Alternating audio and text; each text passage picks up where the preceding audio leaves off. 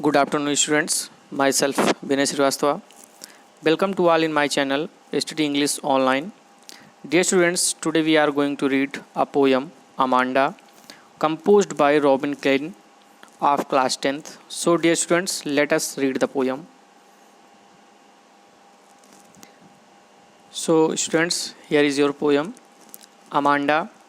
यहाँ पर अगर हम टाइटल की बात करते हैं तो अमांडा एक कैरेक्टर है, एक छोटी सी बच्ची है जिसका नाम अमांडा होता है। उसी के बारे में हमें ये पोएम को रीड करना है।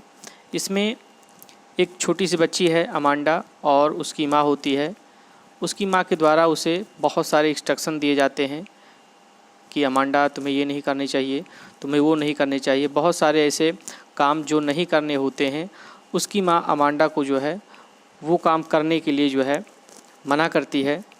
बट अमांडा जो उसका रिएक्ट करती है, उसकी जो फीलिंग होती है, उसकी जो सोच होती है, वो थोड़ा निगेटिव होती है।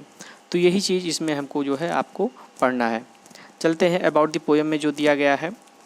Every child feels that she he is controlled and instructed not to do one thing or another. प्रत्येक जो बच्चे होते हैं, feels that she or he, यानी वो चाहे बॉय हो चाहे गर्ल हो, वो क्या महसूस करता है? वो ये महसूस करता है कि ही इज़ कंट्रोल्ड एंड इंस्ट्रक्टेड। उसे कंट्रोल किया जाता है, नियंत्रित किया जाता है, उसे निर्देश दिया जाता है। Not to do one thing, एक काम करने के लिए, आर अनदर, या दूसरे कोई भी काम करने के लिए उसे क्या किया जाता है?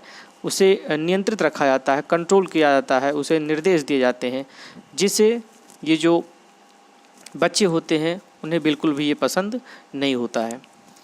You too may feel that your freedom is curtailed. आप भी ये महसूस करते हैं, आप भी ये महसूस कर रहे होंगे that your freedom is curtailed, कि आपकी जो ये स्वतंत्रता है, आपकी जो फ्रीडम है, ये क्या हो गई है? कर्टेल्ड हो गई है। मीन्स इसको जो है कम कर दिया गया है। Write down some of the things you want to do. ये स्टूडेंट्स के लिए है। Write down some of the things you want to do. आप ऐसे काम को लिखिए जिन्हें आप करना चाहते हैं। But your parents elder not to allow you to. लेकिन आपके जो बड़े बुजुर्ग हैं, आपके जो पेरेंट्स हैं, आपको ऐसे काम करने के लिए अनुमति नहीं देते हैं। To read the poem aloud from pairs each reading alternate stanza you are in for a surprise. मतलब ये है कि आप हर स्टेंजा को पढ़ेंगे तो आपको एक न एक सरप्राइज जो है मिलेंगी। तो चलते हैं स्टेंजा पर। यहाँ पर दो ही कैरेक्टर हैं, एक अमांडा और उसकी माँ, जो उसको जो है बार बार कोई काम करने के लिए मना करती है। कोई काम का मतलब ये है कि ऐसे काम जो गलत हैं, जो नहीं करने चाहिए, ऐसे काम करने के लिए उसकी माँ जो है उसको रोकती है। लेकिन उसकी जो सोच होती है, उसकी जो इमेजिनेशन होती है, वो उससे निगेटिव होती है। कैसे होता है देखते हैं। Don't bite your nails Amanda, don't hunch your shoulders Amanda, stop that slouching and sit up straight Amanda. Amanda की माँ उसको जो है मना करती है क्या करने के लिए? Not to bite your nails Amanda. Amanda, अपने नाखून मत काटो। नाखून तो काटा ही जाता है, लेकिन छोटे बच्चे अक्सर होते हैं वो अपना नाखून अपने दांतों से काटते हैं, जिसके लिए वो उनको जो है मना किया जाता है। तो वही अमांडा की माँ भी अमांडा को नेल्स नाखून जो होते हैं वो दांत से ना काटने के लिए कहती है। तो do not bite your nails Amanda, don't hunch your shoulders Amanda. अपने सोल्जर्स को, अपने कंधों को हच करके ना बैठो, कंधे को झुका कर ना बैठो Amanda. Stop that slouching and sit up straight. झुक कर बैठना बंद करो। स्टॉप दैट स्लाउचिंग, यानी जो स्लाउच करके बैठती है, झुक कर बैठती है, कंधों को मोड़ के बैठती है, उसे ऐसा ना करने के लिए उसकी माँ कहती है। एंड सिट अप स्ट्रेट, और सीधे बैठो अमांडा। तो ये दो काम थे जिसको ना करने के लिए अमांडा की माँ उसको इंस्ट्रक्ट करती है। अब आगे देखते हैं कि इतना कहने के बाद अमांडा जो होती है उसका रिएक्ट क्या होता है, वो क्या फील करती है। There is a language emerald sea where the sole inhabitant is me a mermaid drifting blissfully. ये ब्रैकेट में दिया गया है इसलिए क्योंकि ये इसकी फीलिंग है।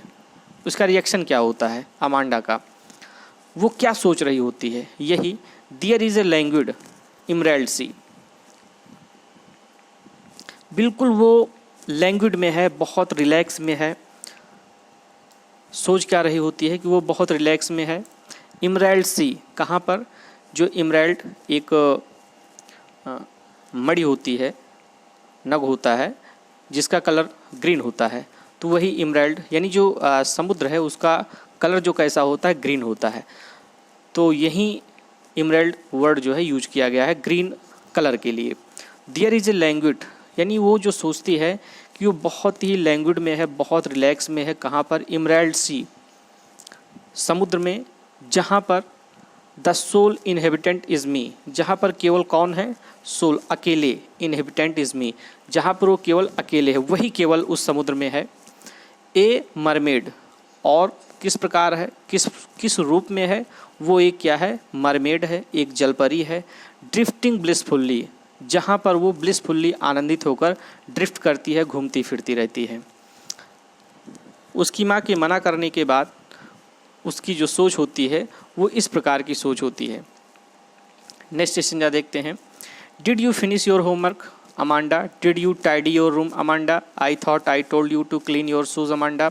फिर से उसकी माँ उसको आगे क्या बोलती हैं, उससे पूछती हैं did you finish your homework Amanda, क्या तुमने अमांडा अपना होमवर्क फिनिश किया। Did you tidy your room Amanda, क्या तुमने अपना रूम साफ़ किया Amanda. I thought I told you to clean your shoes Amanda, Amanda मैंने तुमको शूज़ क्लीन करने के लिए बोला था। ये कुछ क्वेश्चन अमांडा की माँ अमांडा से पूछती है। अब आगे नेक्स्ट स्टेंजा में अमांडा इसका क्या रिस्पॉन्स करती है, उसकी क्या फीलिंग होती है, अब वो क्या सोच रही होती है अमांडा, देखते हैं। I am N orphan roaming the street, वो सोचती है कि मैं क्या हूँ, एक ऑर्फन हूँ, अनाथ हूँ, मेरा कोई नहीं, मेरे कोई पेरेंट्स नहीं है। कहने मतलब उसको रोक टोक बिल्कुल पसंद नहीं होती है। रोक टोक नहीं पसंद है, वो इस तरह नहीं पसंद है कि वो उसकी फीलिंग यहाँ तक आ गई है कि वो अपने आप को एक आर्फन के रूप में महसूस करती है कि उसके कोई पेरेंट्स नहीं हैं। आई एम एन ऑर्फन, मैं एक आर्फन हूँ, अनाथ हूँ। रोमिंग द स्ट्रीट, और स्ट्रीट गलियों में रोम कर रही हूँ, टहल रही हूँ, घूम रही हूँ। I pattern soft dust with my hushed bare feet, और क्या करती है, आई पैटर्न, वो एक पैटर्न बनाती है, डिज़ाइन बनाती है, कहाँ पर, सॉफ्ट डस्ट, धूल में। विद माई हुस्ट, अपने शांत, और बेयर फीट, अपने शांत और नंगे पैरों से वो क्या करती है, धूल पर जब चलती है तो एक इम्प्रेशन बन जाता है, एक डिज़ाइन बनाती हुई वो आगे की ओर चलती है। द साइलेंस इज़ गोल्डन, अब वो सोचती है कि जब मैं शांत में रहती हूँ, मतलब कोई आवाज़ नहीं आती है, ना पेरेंट्स की, ना मम्मी की, ना पापा की, किसी की आवाज़ नहीं आती है, तो वो शांति उसको बहुत ही ज़्यादा अच्छी लगती है, गोल्डन लगती है। तो वही कह रही है, द साइलेंस इज़ गोल्डन, जो साइलेंस है बहुत ही गोल्डन है। द फ्रीडम इज़ स्वीट, और जो उस शांति के बाद जो उसको फ्रीडम मिलती है वो बहुत ही क्या होती है, स्वीट होती है, बहुत ही मधुर होती है। Don't eat that chocolate Amanda, remember your acne Amanda, will you please look at me when I am speaking to you Amanda. अब उसकी माँ अमांडा की फिर से क्या कहती हैं, do not eat that chocolate Amanda, Amanda ये चॉकलेट मत खाओ। रिमेंबर योर एक्ने अमांडा, क्या तुमको अपने एक्ने याद नहीं है। एक्ने मीन्स पिंपल्स होते हैं जो चेहरे पर निकल आते हैं, उसी पिंपल के बारे में कहा जा रहा है। Pimple. Will you please look at me when I am speaking to you, आगे बोलती हैं will you please look at me, क्या तुम मेरी ओर देखोगी, when I am speaking to you, जब मैं तुमसे बातें कर रही होती हैं तो क्या तुम मेरी ओर देखोगी अमांडा। ये चीज़ें उसकी माँ के द्वारा उसको फिर से बोला जाता है। अब आगे इसका अमांडा क्या रिस्पॉन्स करती है ये देखना है।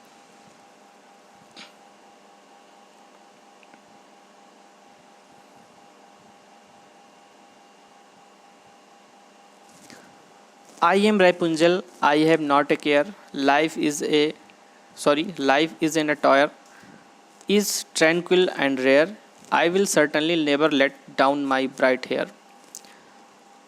आगे उसकी जो फीलिंग होती है वो क्या सोचती है अमांडा, उसको देखना है। आई एम रेपुंजल, रेपुंजल यहाँ पर एक अदर करेक्टर है, ये एक बीच के द्वारा इसे क्या कर लिया जाता है, कैप्टिवेट कर लिया जाता है। और इससे बहुत ही हाइट पे एक टावर होता है जहाँ पर बिल्कुल टॉप पर एक खिड़की खुली होती है और वहीं पर इसको जो है कैप्टिवेट करके, कब्जा करके, कैप्चर करके उसको वहाँ पर रखा जाता है। और जब भी वो जो बीच होती है वो जब उसको वहाँ पर जाना होता है, रेपुंजल के पास जाना होता है, तो वो उससे उसकी जो चोटी होती है, रेपुंजल की जो चोटी होती है काफ़ी लंबी होती है, तो वो रेपुंजल क्या करती है कि अपनी चोटी को नीचे की ओर डाल देती है, जिसे पकड़कर वो जो बीच होती है वो ऊपर रेपुंजल के पास पहुंच जाती है। तो ये वही एक स्टोरी है रेपुंजल की। तो यहाँ पर जो रेपुंजल है वही करैक्टर दिया गया है। आगे देखते हैं, आई एम रेपुंजल। और यहाँ पर अमांडा अपने आप को क्या सोचती है, अपने आप को एक नए करैक्टर के रूप में पाती है, रेपुंजल के रूप में। अब यहाँ पर वो कहती है I am Rapunzel, I have not a care, मेरे पास किसी का कोई केयर नहीं है। Life in a tower is tranquil and rare. और कहती है कि टावर में जो जीवन होता है, जो लाइफ होती है, वो बहुत ही ट्रैंक्विल होती है, बहुत ही शांत होती है, एंड रेयर, और कभी न मिलने वाला, मीन्स बहुत दुर्लभ होता है। I will certainly never let down my bright hair, और निश्चित रूप से मैं अपने ब्राइट हेयर को नीचे की ओर नहीं डालूंगी। मतलब यहाँ पर है, जिस प्रकार रेपुंजल क्या होती है, वो अपने बालों को नीचे की ओर रखती है, जिससे वो बीच होती है उसके माध्यम से वो उस टॉप पे पहुंच जाती है और वो उसको परेशान किया करती है। तो यहाँ पर अमांडा जब अपने आप को कैरेक्टराइज करती है रेपुंजल के रूप में, तो सोचती है कि मैं अपने बालों को नीचे की ओर नहीं गिराऊंगी, नहीं तो जो बीच है, यहाँ पर वो अपने माँ के बारे में बोलती है कि वो पकड़कर उसके पास आ जाएंगी। मतलब यह है कि वो अपने माँ की बिल्कुल उसको इंटरफेयर बिल्कुल पसंद नहीं है। Stop that sulking at once, Amanda, you are always so moody, Amanda. Anyone would think that I nagged at you, Amanda. यहाँ पर फिर से उसकी माँ बोलती हैं, कुछ काम होते हैं जिसके लिए वो उसको मना करती है। Stop that sulking at once, sulking means रूठना होता है, बार बार रूठना। Stop that sulking at once, बार बार अमांडा रूठ जाती है, तो उसके लिए उसकी माँ उसको बोलती है कि stop that sulking at once, तुरंत रूठना बंद करो अमांडा।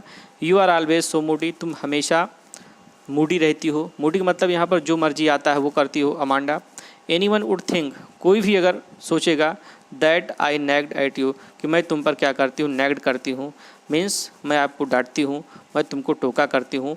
तो बार बार अगर मैं आपको ऐसा कहूँगी तो अगला आदमी, नेक्स्ट पर्सन यही समझेगा कि मैं तुमको बार बार क्या करती हूँ, टोकती रहती हूँ, डांटती रहती हूँ अमांडा।